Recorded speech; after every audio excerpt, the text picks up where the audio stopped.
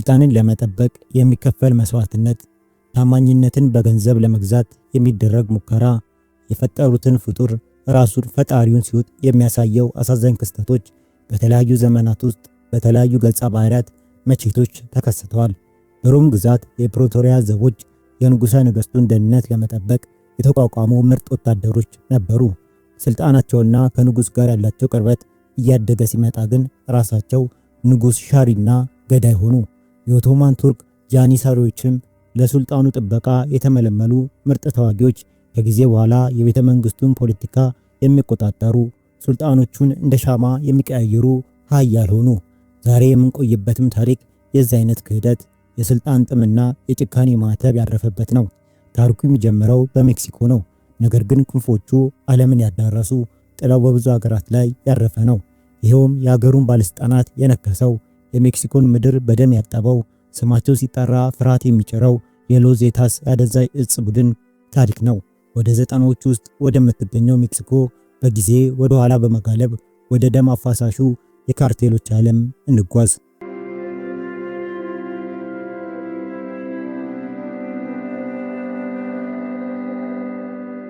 1990ዎቹ መጨረሻ የሜክሲኮ ሰማይ በባሩድ ጢስ የጠቆረ፣ መሬቱም በደም የራሰበት ዘመን ነበር። የአደንዛዥ እጽ ንግድ እንደ ሰደድ እሳት ተስፋፍቶ ካርቴል የሚባሉ የተደራጁ ወንጀል ቡድኖች ሀገሪቱን እንደ ርስት ተከፋፍለዋት ነበር። ከነዚህ ካርቴሎች ሁሉ እንደ አውራ የሚታየው 70% የሚሆነውን የዓለም አደንዛዥ እጽ ገበያ ተቆጣጥሯል እስከመባል የደረሰው የባህረ ሰላጤው ካርቴል ወይም ገልፍ ካርቴል ነበር። በ1997 የዚህ ካርቴል መሪ ሆነው ኡሳኤል ካርዴናስ ጉሉዌን ልክ እንደ ጥንት ዘመነ ነገስታት በዙፋኑ ላይ ቢቀመጥም እንቅልፍ አልነበረውም። ዙፋኑ በሾህ የተሞላ ነበር። ተቀናቃኝ ካርቴሎች እንደ ተራበ ተኩላ ግዛቱን ለመንጠቅ ያደቡበታል። በየመንገዱ ጥይት ይዘንባል፣ በየጥጋጥጉ ክህደት ይጠብቋል። ካርዴናስ አንድ ነገር ተገነዘበ። በዚህ የጫካ ህግ በሚነገስበት ዓለም ለመኖር መግደል የግድ ነው። ግዛትን ለማስጠበቅ ደግሞ ከተኩሎች የበለጠ ጨካኝና ብልህ መሆን ያስፈልጋል። የራሱን ሰዎች እንኳን አያምናቸውም። ፖሊስና የጸጥታ ኃይሎች በሙስና ተዘፍቀዋል። ገንዘብ ከህግ በላይ በሆነበት ዘመን ካርዴናስ ከዚያ ዙሪት ውጭ የሆነ ፍጹም ታማኝ፣ እንደ ብረት የጠነከረ የሞት መልአክ የሆነ የራሱን የግል ጦር አስፈለገው። ይህን ሐሳቡን እውን ለማድረግ ያገኘው ሰው አርቱሮ ጉዝማን ዴሴና የተባለ ከሜክሲኮ ጦር በጡረታ የተገለለ ሌተናንት ነበር። ጉዝማን ዴሴና በጦር ሜዳ ዋለ፣ በውጊያ ጥበብ የተካነ፣ የወታደሩን ስነ ልቦና ጠንቅቆ የሚያውቅ ሰው ነበር። ካርዴናስ ተልዕኮ ሰጠው።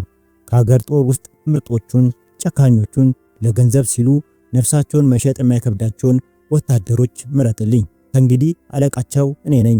ሀገራቸው የባህረ ሰላጤው ካርቴል ነው ሲል ተናገረ። ጉዝማን ዴሳን በፌዴራል የፍትህ ፖሊስ ውስጥ ሲሰራ የሬዲዮ መጣሪያ ኮዱ ዜድዋን ነበር። ይህ ኮድ ለከፍተኛ መኮንኖች ብቻ የሚሰጥ ነበር። ይህን ኮድ ይዞ አዲሱን ቡድን ሊመሰርት እንቅስቃሴ ጀመረ።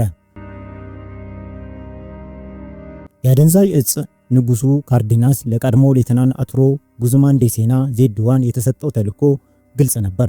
ከሀገሪቱ ጦር ውስጥ ምርጦቹን አምጣልኝ። ዴሴና ግን ተራ ወታደሮችን ፍለጋ ጊዜውን አላጠፋም። አይኑን የጣለው የሜክሲኮ ጦር ዘውድ በሆኑት ኩራቱና መለያው በሆነው ልዩ ኃይል ላይ ነበር። ይህ ቡድን በምህጻረ ቃል ጂኤኤፍኢ በሜክሲኮ ምድር ላይ የሚገኙ ነገር ግን በአሜሪካ አረንጓዴ በሬዎች፣ በእስራኤል ሳይሬት ማትካል እና በፈረንሳይ የውጭ ሌጊዮን ስልጠና የቀመሱ እንደ ብረት የቀለጡ እንደ ሰይፍ የተሳሉ የጦርነት ሊቆች ማለት ነው። እነዚህ ወታደሮች የሰለጠኑት ለተራ ውጊያ አይደለም። ስልጠናቸው በሽምቅ ውጊያ፣ በከተማ ውስጥ በሚደረግ ጦርነት፣ በስለላ፣ በጠላት ጀርባ ሰርጎ በመግባትና ስነ ልቦናዊ ጦርነት በማካሄድ ላይ ያተኮረ ነበር። የሀገርን ሉዓላዊነት ከውስጥም ከውጭም ከሚመጣ ማንኛውም ስጋት ለመጠበቅ የመጨረሻው መከላከያ ተደርገው የተፈጠሩ ልዩ ወታደራዊ ቡድኖች ናቸው ጂኤኤፍኢ ወታደራዊ ልዩ ኃይሎች። ታዲያ የሀገርን ክብር ለመጠበቅ የማሉ፣ የሀገርን ሰንደቅ ዓላማ በደማቸው ለመቀደስ ቃል የገቡ እነዚህ ምርጥ ተዋጊዎች እንዴት የአንድን ወንጀለኛ የግል ጦር ሊሆኑ ቻሉ? መልሱ በአንድ ቃል ይገለጻል፤ ገንዘብ። ጉዝማን ዴሴና የቀድሞ የሰራዊቱ አባል እንደመሆኑ የእነዚህን ወታደሮች ስነ ልቦና ጠንቅቆ ያውቅ ነበር። ጥንካሬያቸውን ብቻ ሳይሆን ስስ ብልታቸውንም ያውቀዋል። ስስ ብልታቸው ደግሞ ገንዘብና የክብር ጥማት ነበር። በወቅቱ አንድ የጂኤኤፍኢ አባል ሕይወቱን ለአገሩ አሳልፎ ለመስጠት ዝግጁ ሆኖ በወር የሚያገኘው ደሞዝ ግን ቤተሰቡን በአግባቡ ለማስተዳደር እንኳን የሚበቃ አልነበረም። የከፈለው መስዋዕትነትና የሚያገኘው ምንዳ ፍጹም የተራራቁ ነበሩ። ጉዝማን ደ ሴና ወደ እነርሱ ቀረበ። የገባላቸው ቃል የፖለቲካ ርዕዮተ ዓለም አልነበረም። ሀገርን እንገንባ አላላቸውም። ይልቁንስ በቀጥታ የኪሳቸውን የክብራቸውን ጥማት የሚኮረኩር ሐሳብ አቀረበላቸው። ለዚች ሀገር ስትሉ በየጫካው ትንከራተታላችሁ፣ ሰውነታችሁ በጠባሳ ይሸፈናል። በምላሹ የምታገኙት ግን ጥቂት $100 የባለስልጣናት ጭብጨባ ብቻ ነው። ኑ ወደኛ ኑ፣ እውነተኛ ዋጋችሁን እወቁ። በወር የምታገኙትን እኛ በሳምንት እንከፍላችኋለን። ከእንግዲህ ለማታውቃቸው ጀነራሎች ሳይሆን ለራሳችሁ ክብርና ሀብት ትዋጋላችሁ። ያንን ሁሉ የጦርነት ጥበብ የተማራችሁት ቢሮ ለመጠበቅ አይደለም፣ ግዛት ለመቆጣጠር ነው አላቸው። ይህ የሰይጣን ጥሪ ነበር። በክብርና በሀብት የተለወሰ የነፍስን ዋጋ በዶላር የሚተመን ጥሪ። የአገር ኩራት የነበሩ ከ30 በላይ የልዩ ኃይል አባላት ይህን ጥሪ ተቀበሉ። የለበሱትን የአገር ዩኒፎርም አወለቁ። የታማኝነት መሐላቸውን በዶላር ኖቶች አጠፉት። ከሀገር ጠባቂነት ወደ ካርቴል ገዳይነት ተሸጋገሩ። ይህ በሜክሲኮ ታሪክ ውስጥ ከተፈጸሙ ታላላቅ ክህደቶች አንዱ ነበር። ይህ ክስተት የሎስ ዜታንስን ማንነት ከሌሎች ካርቴሎች ሁሉ ለየው። ሌሎች ካርቴሎች ከመንደር የተሰባሰቡ በድንፋታና በብዛት የሚተማመኑ ሽፍቶች ሲሆኑ፣ ሎስ ዜታንስ ግን የተለየ ፍጡር ነበር። እነሱ በወታደራዊ ዲሲፕሊን የተገነቡ፣ ትዕዛዝን ያለ ጥያቄ የሚቀበሉ፣ በወታደራዊ ሰንሰለት የሚመሩ ነበሩ። ዘመናዊ ጦር መሳሪያ የታጠቁ፣ እስከ 50 ካሊበር ጠመንጃ እስከ ሮኬት ማስወንጨፊያ ድረስ ያላቸው ናቸው። ከዚህም ሌላ የስለላ ጥበብ የተካኑ፣ የጠላቶቻቸውን እንቅስቃሴ አስቀድመው የሚያውቁ፣ የስልክ ልውውጥን የሚጠልፉ፣ የመረጃ መረብ የሚዘረጉ ነበሩ። የስነ ልቦና ጦርነት ላይም ጠላቶቻቸውን በአካል ከማጥፋታቸው በፊት በመንፈስ የሚገሉ ናቸው። እነዚህ ኃይሎች ባጭሩ የሜክሲኮ መንግስት ሀገሪቱን ከወንጀለኞች ለመጠበቅ ያሰለጠነው ኃይል አንድ ወንጀለኛ ወስዶ በመንግስትና በተቀናቃኞች ላይ አዞረው። ሰይጣንን ለማጥፋት የተፈጠረው መሳሪያ አሁን በራሱ በሰይጣን እጅ ገባ። የባህረ ሰላጤው ካርቴል መሪ ይህን አዲስ ጦር ሲያይ ተደመመ። ካርዴናስ የጠየቀው ጠባቂ ነበር፣ ያገኘው ግን የሞት ሌጊዮኖችን ነበር። ሎስ ዜታንስ የካርቴሉ የጦር ክንፍ ሆኑ። ስራቸው የጠላትን ጭንቅላት መቅላት ብቻ አልነበረም፣ የካርቴሉን ግዛት ማስፋፋት፣ አዳዲስ የአደንዛዥ እጽ መስመሮችን በኃይል መክፈት፣ ተቀናቃኞቻቸውን ከምድረ ገጽ ማጥፋት ነበር። የካርቴሉ አለቃ ኦሲኤል ካርዴናስ በዙፋኑ ላይ ሆኖ ይህን ሁሉ ሲመለከት የፈጠረው ጭራቅ ሲያይ የተሰማው ስሜት የደስታ ይሆናል። ነገር ግን በውስጡ አንድ ፍርሃት ተሰምቶታል። ይኸውም የፈጠርኩት ኃይል አንድ ቀን ከቁጥጥሬ ውጪ ቢሆንስ የሚል። ያ ፍርሃት ከጥቂት ዓመታት በኋላ እውን እንደሚሆን ግን አላወቅም ነበር። በሜክሲኮ ልብ ውስጥ የጥፋት ቦምብ የመጥመድ ያህል ነበር። የሰዓት ቆጣሪው መንቀሳቀስ ጀምሮ ነበር።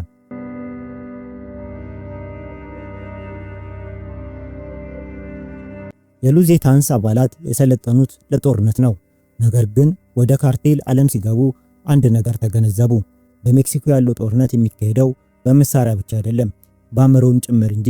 ጠላትን በአካል ከማጥፋት በፊት በመንፈስ መስፈር አለብህ። በታሪክ ጨካኙ ሮማንያው ልዑል ቭላድ ዘ ኢምፔረር ወይም ድራኩላ ጠላቶቹን በሰይፍ ጫፍ ላይ እየሰካ በቤተ መንግስት ዙሪያ ያቆማቸው ነበር። ይህን የሚያደርገው ለምንድን ነው? የሚመጣውን የኦቶማን ጦር ያንን የሰዎች አካሳይ በድንጋጤ እንዲሸሽ ነው። ሎስ ዜታንስም የተከተሉት ልክ ይህንኑ የቭላድን መንገድ ነበር፣ ግን በዘመናዊና ይበልጥ በሚዘገንን መልኩ። እስከ እነሱ መምጣት ድረስ በሜክሲኮ ካርቴሎች አንድ ያልተጻፈ ሕግ ነበራቸው። ቢዝነስ ቢዝነስ ነው፣ የግል ጉዳይ የግል ጉዳይ ነው። ግድያዎች ይፈጸማሉ፣ ግን በድብቅ ነው። አስክሬኖች ይቀበራሉ ወይም ይጠፋሉ። ሎስ ዜታንስ ሲመጡ ግን ይህን ሕግ ቀደዱት። ለነሱ ግድያ ቢዝነስ ብቻ ሳይሆን መልእክትም ነበር። የዜታንስ አባላት ወታደራዊ ስልጣናቸውን ተጠቅመው የሽብር ቲያትር መከወን ጀመሩ። ዓላማቸው ጠላትን መግደል ብቻ አይደለም፣ አሟሟቱን ማሳመር ነው። አስክሬን መቅበር ለነሱ ኪሳራ ነው፣ ምክንያቱም የተቀበረ አስክሬን አይናገርምና። በምትኩ በከተሞች ዋና ዋና ድልድዮች ላይ ሰዎች ወደ ስራ ሲሄዱ በሚያዩት ቦታ የሰዎችን አስክሬን እንደ ስጋ በገመድ አንጠልጥለው ይተውታል።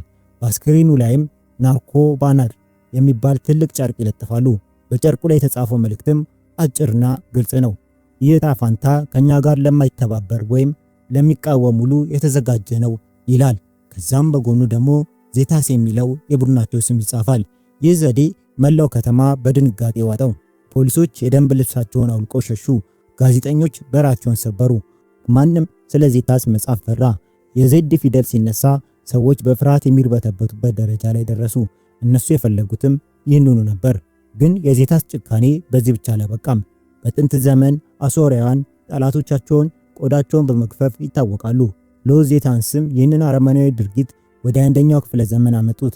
ተቀናቃኝ ካርቴል አባላትን ሲይዙ እንደ እንስሳ ቆዳቸውን ይገፉ ነበር። የሰው ልጅ ክብር ዝቅ አደረጉት። አካልን መቆራረጥ፣ በአሲድ ማቅለጥ የዕለት ተዕለት ተግባራቸው ሆነ። ይህንንም ስራቸውም ሾርባ እያሉ ይጠሩታል። እዚህ ላይ ነው ታሪኩ ይበልጥ የሚያሳዝነው። ሎዜታንስ የከፈቱት የፓንዶራ ሳጥን ነበር። በግሪክ አፈ ታሪክ ውስጥ ፓንዶራ የተባለች ሴት የተከለከለውን ሳጥን ስትከፍተው ክፋትና በሽታ ወደ ዓለም እንደተሰራጨ ሁሉ ዜታስም የጭካኔ ሳጥን በሜክሲኮ ምድር ላይ ወለል አድርጎ ከፈተው። ሌሎች ካርቴሎች ለምሳሌ እንደ ሲናሎአ ካርቴል ያሉት ከዚህ በፊት እንደ አይነት ጭካኔ አይጠቀሙም ነበር። ነገር ግን ዜታስን ለመቋቋም እነሱም ወደ አውሬነት መቀየር ግድ ሆነባቸው። ከአውሬ ጋር ስትታገል አንተም አውሬ መሆን አለብን እንደሚባለው የሜክሲኮ የወንጀል ቡድኖች በሙሉ ወደ ጭካኔ ውድድር ገቡ። ማን የበለጠ ቆረጠ፣ ማን የበለጠ አሰቃየ፣ ማን የበለጠ አስፈራ የሚለው የሰይጣን ውድድር ተጀመረ። ዜታስ የአደንዛዥ እጽ ነጋዴዎች ብቻ አልነበሩም፣ የሞት አምባሳደሮች ነበሩ። ስልታቸው መሬቱን ማቃጠል ነበር። አንድን ከተማ ሲቆጣጠሩ ህዝቡን በፍርሃት አሸብረው ከተማዋን የራሳቸው የግል እስር ቤት ያደርጓታል። ይህ ፍርሃት ፍልስፍናቸው ለአጭር ጊዜ ሰራላቸው። ግዛታቸው በፍጥነት ሰፋ። ማንም ሊደፍራቸው አልቻለም። ነገር ግን ፍርሃት አንድ ባህሪ አለው። ፍርሃት ዝምታን ይወልዳል። ዝምታ ደግሞ ለተወሰነ ጊዜ ይቆያል እንጂ መጨረሻው ታላቅ ቁጣ ነው። የሰው ልጅ ፍጡር እንግዳ ነው። በፍርሃት ታጥረ ልትገዛው ትችላለህ። ነገር ግን ተስፋ ሲቆርጥ የሚያጣው ነገር ሲጠፋ ፍርሃቱ ወደ ድፍረት ይለወጣል። ሎዜታንስም በህዝቡ በተቀናቃኞች ልብ ውስጥ የዘሩት ፍርሃት ውሎ አድሮ ወደ ጥላቻ፣ ወደ ጥልቅ ወደማይቀለበስ የበቀል ስሜት ተለወጠ። ማኪቬሊ ከመወደድ መፈራት ይሻላል ብሎ ነበር። ነገር ግን እዛው መጽሐፉ ላይ ያሰፈረው ሌላ ማስጠንቀቂያ ነበር። መፍራት መልካም ነው፣ መጠላት ግን አደገኛ ነው። መሪ በፍርሃት ሊገዛ ይችላል፣ ነገር ግን በህዝቡ ከተጠላ የውድቀቱ መጀመሪያው ያኔ ነው ይላል። ሎዜታንስ ይህንን ሁለተኛ ህግ ዘነጉት። ጭካኔያቸው ድንበር አልፏል። ህዝቡ ጠላቸው፣ ዓለም ጠላቸው። እናም ያ የገነቡት የፍርሃት ግንብ መሰረቱ መነቃነቅ ጀመረ። አንድ እንግሊዘኛ ብሂል አለ፣ ቢ ኬርፉል ዋት ዩ ዊሽ ፎር የሚል። ይህ ማለት የምትመኘውን ነገር ተጠንቀቅ እንደማለት ነው። ኦሲኤል ካርዴናስ ጉሊየን የተባለው የባህረ ሰላጤው ካርቴል መሪ መንግስትና ተቀናቃኞቹ የሚከላከልለትን የማይደፈር ኃይል ተመኝቶ ነበር። ምኞቱ ተሳክቶለታል። ሎዜታንስን ፈጠረ። ነገር ግን የፈጠረው ኃይል ከሱ አቅም በላይ የበረታ፣ ከሱ አስተሳሰብ በላይ የረቀቀ መሆኑን የተረዳው በጣም ዘግይቶ ነበር። ነገሩ እንዲህ ነው። በ2003 ኦሲኤል ካርዴናስ ተያዘ። በ2007 ደግሞ ለአሜሪካ ተላልፎ ተሰጠ። በካርቴሎች ዓለም መሪ ሲጠፋ የሚፈጠረው ነገር ግልጽ ነው። የስልጣን ክፍተት። ልክ እንደ ሮም ኢምፓየር ውድቀት፣ ማዕከላዊ መንግስት ሲዳከም የአካባቢ ጀነራሎች የራሳቸውን መንግስት መመስረት ይጀምራሉ። የባህረ ሰላጤው ካርቴል አለቆች ዘገልፍ ቦስ አሁንም ዜታስን እንደ ተራ ጠባቂና ተላላኪ ይመለከቷቸው ነበር። እነዚህ እኮ እኛ ቀጥረን ያመጣናቸው ወታደሮች ናቸው ብለው ያስባሉ። ነገር ግን የዜታስ መሪ ሄርቤርቶ ላስኮኖ በኮድ ስሙ ዜድ14 ሌላ ሐሳብ ነበራቸው። እነሱ ራሳቸውን ጠየቁ። እኛ በልዩ ኃይል ስልጠና ያለፍነን፣ መሳሪያውን የምንተኩሰው እኛ ነን፣ ደማችንን የምናፈሰው እኛ ነን፣ መንገዶቹን የምንቆጣጠረው እኛ ነን። ታዲያ ለምንድነው ዝም ብለን ቢሮ ለተቀመጡ የጦርነት ጥበብ ለማያውቁ አለቆች የምንታዘዘው? ለምንድነው ትርፉን ለነሱ የምንሰጠው? የሚል ጥያቄ አነሱ። ይህ ጥያቄ የክህደት ዘር ነበር። ያ ዘር በቀለ፣ አደገም፣ ፍሬም አፈራ። ፍሬውም መራራ ጦርነት ነበር። በ2010 ላይ በአንድ ወቅት የማይነጣጠሉ የነበሩት አጋሮች አይናቸው ደም ለበሰ። ውጥረቱ እንደ ባሩድ ክምር ተከማችቶ ነበር። የሚያስፈልገው ትንሽ ክብሪት ብቻ ነበር። ያቺ ክብሪትም የተለኮሰችው ሬኖሳ በተባለች ከተማ ነው። የባህረ ሰላጤው ገልፍ ካርቴል ሌተናንት የሆነው ሰው የዜታስ ከፍተኛ አመራርን ገደለ። ይህ ግድያ በስህተት የተፈጸመ ይሁን ሆን ተብሎ እስካሁን በእርግጠኝነት አይታወቅም። ነገር ግን ዜታስ ምላሻቸው ፈጣንና ከባድ ነበር። ገዳዩን ስጡን አሉ ዜታስ። የባህረ ሰላጤው ካርቴል አለቆችም አንሰጥም፣ እኛ አዛዥ፣ እናንተ ታዛዥ ናችሁ። እንዴት ነው ጌታ ባሪያውን ለፍርድ አሳልፎ የሚሰጠው? የሚል ምላሽ ሰጡ። እቺ የእምቢተኝነት ቃል የሜክሲኮ ምድር ወደ ሲኦል ለወጠችው። ውሻው ጌታውን ነከሰ። ሎዜታንስ ከባህረ ሰላጤው ካርቴል ጋር ያላቸውን ግንኙነት በይፋ አቋረጡ። ግን ዝም ብለው ሻንጣቸውን ጠቅልለው አልወጡም። ይህ ግዛት የኛ ነው፣ ይህ ከተማ እኛንን ደም አፍስሰን የጠበቅነው፣ ስለዚህ የከተማውም የገንዘቡም የመንገዱም ባለቤቶች እኛንን ብለው አወጁ። በታማ ዊልፓስ ግዛት የሚገኙ ከተሞችም የጦርነት አውድማ ሆኑ። ማትሞሮስ፣ ራይኖሳ የተባሉ ከተሞችም ልክ እንደ ሶሪያ ወይም ኢራቅ የጦር ቀጣኖች ተቀየሩ። ትናንት አብረው ቡና የጠጡ ጓደኛማቾች ዛሬ ጠመንጃ ተያዩ። ጦርነቱ የመሳሪያ ብቻ አልነበረም፣ የፕሮፓጋንዳ ጦርነትም ጭምር ነበር። ናርኮ ባነርስ የሚባሉ ትልቅ ጨርቆች በየድልድዩና በየመንገዱ ይሰቀሉ ጀመር። የባህረ ሰላጤ ወይም ገልፍ ካርቴል ባነር እንዲህ ይላል: ዜታስ ከሃዲዎች ናቸው፣ አፋኞች፣ ሌቦችና ሕግ የማያውቁ ናቸው። እኛን ክደው ህዝቡን እያሰቃዩ ነው ብለው ይለጥፋሉ። ዜታስ ደግሞ በራሳቸው ባነር ይመልሳሉ: እኛ ወታደሮች ነን፣ ትዕዛዝ ስንቀበል የኖርነው ከናንተ ነው። አሁን እጃችሁን አንሱ፣ እኛ የሰራነው ሁሉ እናንተ ያዘዛችሁን ነው። አሁን ግን ጨዋታው ተቀይሯል የሚል ነበር። ይህ ጊዜ ለሜክሲኮ ህዝብ የጨለማ ጊዜ ነበር። ሁለቱ ዞኖች ሲጣሉ የሚጎዳው ሳሩ ነው እንዲሉ የካርቴሎቹ ጦርነት የፈጀው ንጹሃንን ነበር። ቤቶች ተቃጠሉ፣ ቢዝነሶች ወደሙ። ፖሊስና የመንግስት ባለስልጣናት ማንን እንደሚደግፉ ግራ ገባቸው። አንዳንዶች ለቀድሞ ጌቶቻቸው ሲያግዙ፣ አንዳንዶች ደግሞ ለአዲሱና ለአስፈሪ ጉልቤ ለዜታስ አደሩ። ሉዜታስ በዚህ ጦርነት አንድ ነገር አስመሰከሩ። እነሱ ካሁን በኋላ ለማንም ተላላኪ አይደሉም። የራሳቸው ህብረት መፍጠር ጀመሩ። የባህረ ሰላጤ ወይም ገልፍ ካርቴልን በመተው ከቤርትራን ሌቭጋ ካርቴል ጋር ተባበሩ። የጠላቴ ጠላት ወዳጄ ነው የሚለውን የማኪቬሊን መርህ እዚህም ሰራ። ጉልበት ያለ አእምሮ፣ ስልጣን ያለ ቁጥጥር ሲሰጥ ውጤቱ ጥፋት ነው። ኦሲኤል ካርዴናስ ዙፋኑን እንዲጠብቁለት ያሰለጠናቸው ውሾች በመጨረሻ ዙፋኑን ሰባበሩበት። ራሱ የሚመራውን የገልፍ ካርቴልን አወደሙበት። የራሳቸውን መንግስትም መመስረት ጀመሩ። አሁን ራሱን የቻለ ማንም ሊያቆመው የማይችል ከፈጣሪው የበለጠ ጨካኝና ጉልበተኛ ድርጅት ሆኖ ሉዜታንስ ካርቴል ብቅ አለ።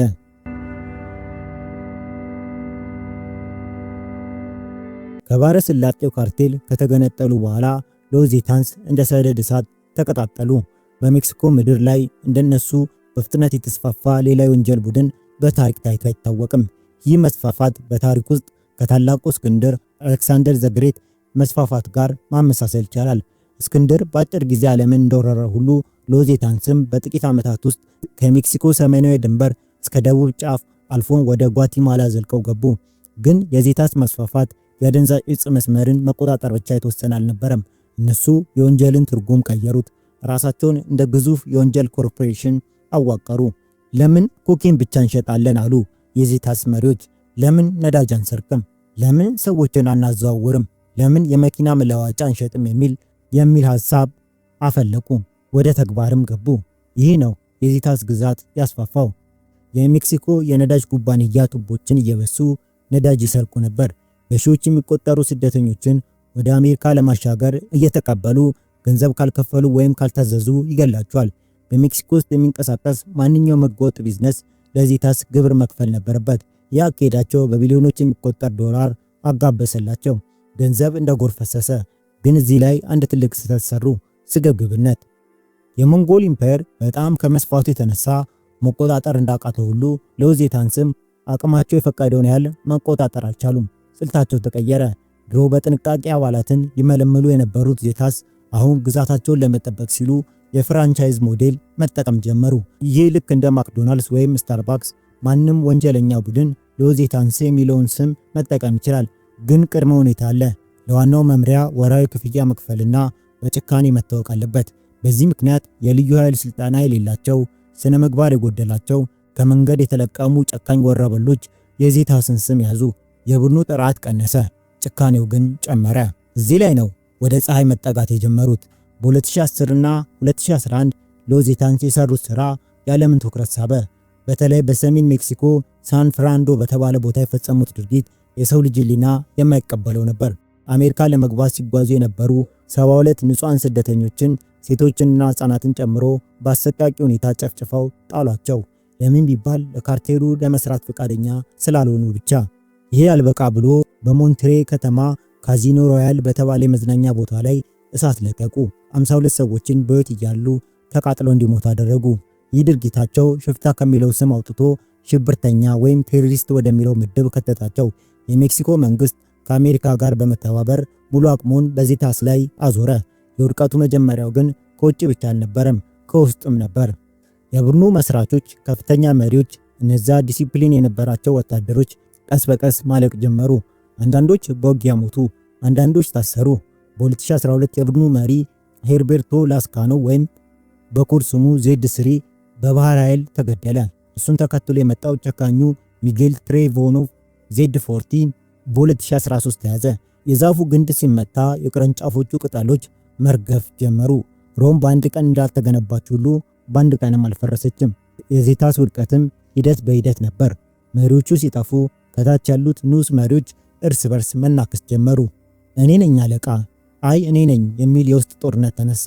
ያ በወታደራዊ ዲሲፕሊን የታነጸው ድርጅት ወደ ትናንሽ እርስ በርስ ወደሚባሉ የጎዳና ላይ ቡድኖች ተበታተነ። የድሮ የባሕረ ሰላጤው ካርቴል ሰዎች ይህን አጋጣሚ ተጠቅመው በቀላቸውን መወጣት ጀመሩ። ህዝቡም መረጃ በመስጠት ተባበረ፣ መንግስትም አሳደዳቸው። ሁሉም አቅጣጫ ጠላት ሆነ። የታሪክ ተመራማሪዎች እንደሚሉት ግዛት ከመጠን በላይ መለጠጥ የሚሉት ጽንሰ ሐሳብ አለ። አንድ ኃይል ከአቅሙ በላይ ሲለጠጥ መሃሉ ይሳሳል፣ ዳርቻው ይፈርሳል። ሎዜታንስም የሆኑት ይህኑ ነው። ሁሉንም ለመቆጣጠር ፈለጉ። መጨረሻ ላይ ግን ራሳቸውን መቆጣጠር አቃታቸው። ሴጣንን ለማገልገል ነፍሳቸውን የሸጡት ወታደሮች በመጨረሻ በገዛ ጭካኔያቸውና ስግብግብነታቸው ተበሉ። ክንፋቸው ቀለጠ፣ ወደ ጥልቁም ወደቁ። በግሪክ አፈ ታሪክ ውስጥ ሄርኩለስ የተጋፈጠው አንድ አደገኛ ዘንዶ ነበር። ስሙ ሃይድራ ይባላል። ይህ ዘንዶ 9 ራሶች ነበሩት። የሄርኩለስ ፈተና ዘንዶን መግደል አልነበረም። ችግሩ ዘንዶ ያለው ተፈጥሮ ነበር። ሄርኩለስ የሃይድራን አንድ ራስ በሰይፍ ሲቆርጠው በዚያ ቦታ ላይ 2 አዳዲስ ራሶች ይበቅሉ ነበር። አንዱ ሲመታ 2 ይተከላል። መቁረጥ መፍትሄ አልነበረም፣ ይልቁንም ችግሩን ያበዛው ነበር። የሎዜታንስም ታሪክ እንደ ሃይድራ ነው። መንግስትና ተቀናቃኞቻቸው የዜታስ መሪዎችን ራሶችን በቆረጡ ቁጥር ድርጅቱ አልሞተም፣ ይልቁንም ወደ ጨካኝና ወደማይቆጣጠሩት ትናንሽ ራሶች ተበታተነ። አንድ ትልቅ ህንፃ ማፍረስ ቀላል ሊሆን ይችላል፣ ፍርስራሹን ማጽዳት ግን አድካሚ ነው። ሎዜታንስም እንደ አንድ ማዕከላዊ ድርጅት ፈራርሷል። መስራቾቹ ሞተዋል ወይም በአሜሪካ እስር ቤቶች ውስጥ ዘላለማቸውን እየማቀቁ ነው። ነገር ግን ጥሎት የሄዱት የክፋት ቫይረስ በሜክሲኮ ደም ውስጥ ቀርቷል። ታሪክን መለስ ብለን ስናይ ናዚዎች በሁለተኛው ዓለም ጦርነት ከተሸነፉ በኋላ ርዕዮተ ዓለማቸው ሙሉ በሙሉ አልጠፋም። ጥላቻው፣ ዘረኝነቱና ጭካኔው በድብቅ ቀጠለ። ሎዜታንስም ለሜክሲኮ የወንጀል ዓለም ያስተላለፉት አደገኛ ውርስ አለ። ይህን ውርስ ተንታኞች የሜክሲኮ ዜታናይዜሽን ይሉታል። ይህ ከዜታንስ በፊት የሜክሲኮ ካርቴሎች ያልተጻፈ ሕግ ነበራቸው። ቤተሰብ አይነኩም፣ በህዝቡ ፊት አስክሬን አይሰቅሉም ነበር። ዜታስ ይህንን የወንጀል ስነ ምግባር ሰባበሩት፣ ጭካኔን እንደ ብራንድ ተጠቀሙበት። ዛሬ በሜክሲኮ በሚንቀሳቀሱ ማንኛውም አዲስ ካርቴል ለምሳሌ እንደ ጃሌስኮ ኒው ጄኔሬሽን ካርቴል ያሉት ተቀባይነት ለማግኘትና ለመፈራት ሲሉ የዜታስን መንገድ ይከተላሉ። ቪዲዮ ቀርጾ መልቀቅ፣ ሰዎችን ማረድ፣ አካልን መቆራረጥ፣ ይህ ሁሉ የዜታስ ትምህርት ቤት ውጤት ነው። ዜታስ ሞቷል፣ ነገር ግን የጭካኔ መንፈሳቸው በሌሎች የካርቴል አካላት ላይ አድሮ ቀጥሏል። ሌላው ሎዜታንስ ሲፈርሱ ወደ 1 ወይም 2 ሳይሆን ብዙ ትናንሽ ቡድኖች ተሰነጠቁ። የሰሜን ምስራቅ ካርቴል፣ የድሮ ትምህርት ቤት ዜታንስ እየተባሉ እርስ በርስ ይበላላሉ። እነዚህ ትናንሽ ቡድኖች ማዕከላዊ አዛዥ የላቸውም፣ ማንም አይቆጣጠራቸውም። ልክ እንደተሰበረ መስታወት ስበርባሪ እያንዳንዱ ቁራጭ ስለታማና ደም አፋሳሽ ነው። ይህ ሁኔታ ለፖሊስና ለህዝቡ ከድሮ የባሰ አስቸጋሪ ሁኔታን ፈጥሯል። በድሮ ጊዜ ካርቴል ለመሆን የኮኬን እርሻ ወይም የማጓጓዣ መርከብ ያስፈልግ ነበር። ዜታስ ግን የለም አሉ። የሚያስፈልገው ጠመንጃና ጭካኔ ብቻ ነው አሉ። ማንም ሰፈር ውስጥ ያለ ወረወላ እኔ የዜታስ አባል ነኝ ብሎ በመነሳት የአካባቢውን ሱቅ መስረፍ፣ ሰው ማፈንና ነዳጅ መስረቅ እንደሚችል አሳዩ። ወንጀልን ቀለል አደረጉት። አሁን ወንጀል የዕፅ ነጋዴዎች ብቻ ሳይሆን የሁሉም ጉልበተኞች መተዳደሪያ ሆነ። ይህም በማስተዋወቅም ዜታስ ካርቴል ግንባር ቀደም ነበር። ከሁሉም በላይ የሚያመው ግን በህዝቡ ላይ የቀረው ጠባሳ ነው። በሺዎች የሚቆጠሩ እናቶች ልጆቻቸውን አጥተዋል። አስክሬናቸው እንኳን ያልተገኘ በሺዎች የሚቆጠሩ ንጹሃን አሉ። አንዱ ሙሉ ትውልድ በጦርነትና በፍርሃት መሃልም አድጓል። ህፃናት ፖሊስ መሆን እንፈልጋለን ከማለት ይልቅ የካርቴል አባል መሆን እንፈልጋለን የሚሉበት የተዛባ ስነ ልቦና እንዲፈጠር ምክንያት ሆኗል። ይህ የዜታንስ ትልቅ ወንጀል ነው። የሰው ልጅ ህይወት ብቻ ሳይሆን የአገርን ተስፋ መግደሉ። ክፋት ራሱን ያጠፋል፣ ሉዚታንስም በገነቡት የጭካኔ ግንብ ስር ተቀብረዋል። እነዚያ የሜክሲኮ ጦር ኩራት የነበሩት በኋላ ግን የገዛ ህዝባቸውን ያረዱ የልዩ ኃይል አባላት አብዛኛው በክፉ አሟሟት አልፏል። አንዳንዶች በጓደኞቻቸው ተክደው፣ አንዳንዶች እንደ ውሻ ተጎትተው፣ አንዳንዶች ደግሞ በጨለማ እስር ቤት እብደት እስኪይዛቸው ድረስ ታስረው ቀርተዋል። የሰይጣንን መንገድ የመረጠ መጨረሻው ከሰይጣን ጋር ነው እንደሚባለው ነው ነገርየው። ነገር ግን ዛሬም ድረስ በሜክሲኮ ምድር ላይ የሚነፍሰው ንፋስ የሟቾች ዋይታ ያዘለ ይመስላል። የዜታስ ታሪክ የሚያበቃው ቡድኑ ሲጠፋ ሳይሆን በሰዎች ልብ ውስጥ ያለው ፍርሃትና ጠባሳ ሲሽር ብቻ ነው እያልን ስለ ዜታንስ የካርቴል ወንጀል ቡድን የነበረን ዝግጅት ይህን ይመስል ነበር። አብረውን ስለነበሩ እናመሰግናለን።